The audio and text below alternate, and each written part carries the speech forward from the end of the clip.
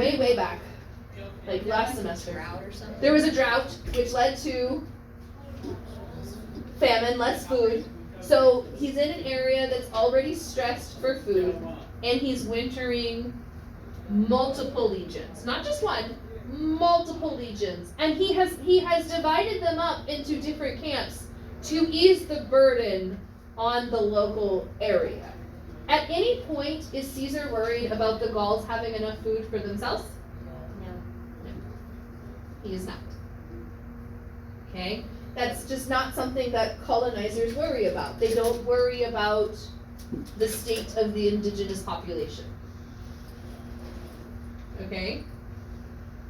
So, and now that the whole world has pretty much been colonized, we're like, ooh, that's bad. Like, yeah, it was. That was really bad. And if there were another area to colonize, maybe we would do it differently. Like, not colonize them. Just leave it alone. Yeah, just leave it alone. But I don't think so. Because, anyways, we don't have to get into a whole lot of politics. But the point is, can we understand why the Gauls want the Romans out? Yes? Because it's already a year where they don't have enough crops to feed their families. Like, they're already worried about it. And then the Roman army comes in, and they don't normally winter here. Like, normally they go home back to Rome for the winter, or somewhere else. I don't know where they normally go. Okay, probably back to Rome for the winter. And then they come out in the spring, in the summer, and they fight, and then it gets cold, and they go home. Right? Okay? So they're like, hey, we don't want you to think that you can be here all the time. You know? We get that you're here, but this can't happen on a yearly basis. Right? Okay? So, what do we think about how Cicero responded? Or more importantly, what do we think about what Caesar thought about how Cicero responded?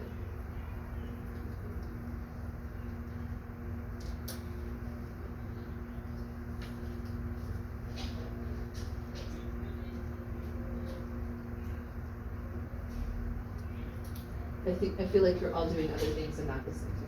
It's okay if you're not, you're just thinking. So let's think about how Caesar characterized Sabinus and Cotta. So remember how he didn't have to explicitly say Sabinus is an idiot and Cotta is a genius, right? He didn't have to say that because of the way he presented his evidence, right? Cotta keeps his temper, presents things logically, has people on his side. Sabinus is raising his voice so that the other soldiers can hear. You know, it's just like, okay.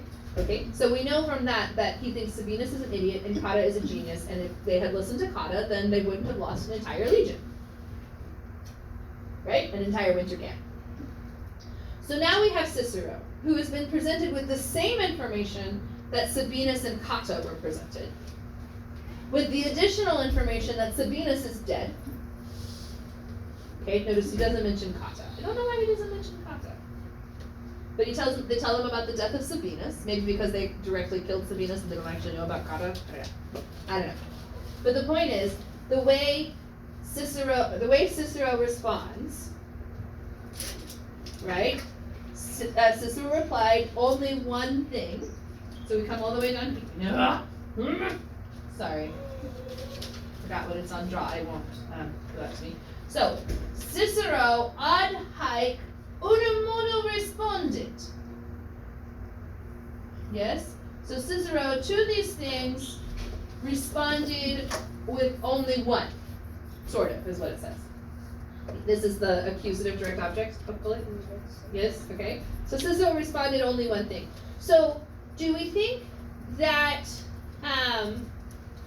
Caesar appreciates that Cicero is only saying one thing? Do we think that Caesar thinks that Cicero could have said more? Is Cicero being depicted as a good leader or a bad leader?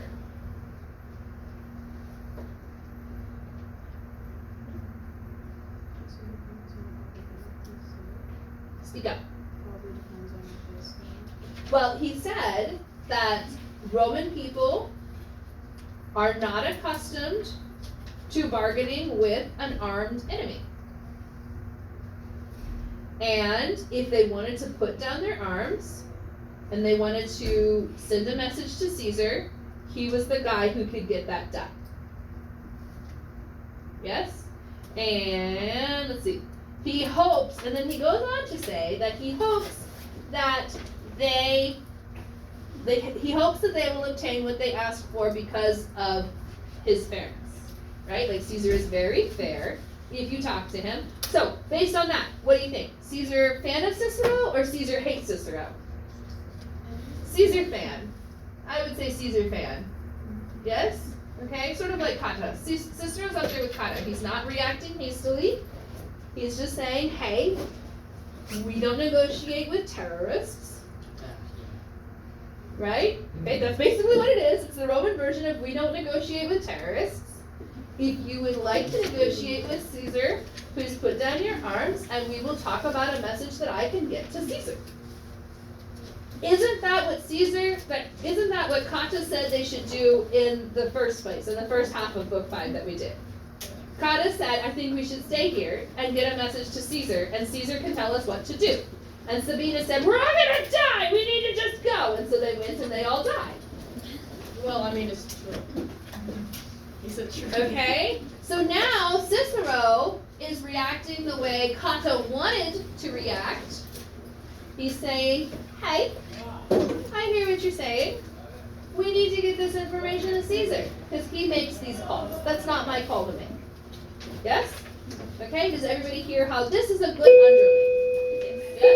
Okay. Thank you. You're welcome, darlings. Have a wonderful day. I will see you tomorrow. Bye. Are you going to where are you going? You too.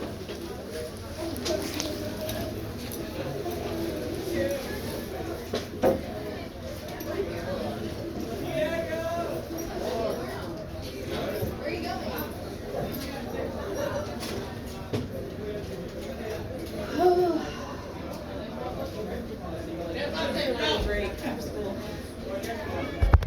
So, do you still have the pen that I gave you, Hayden?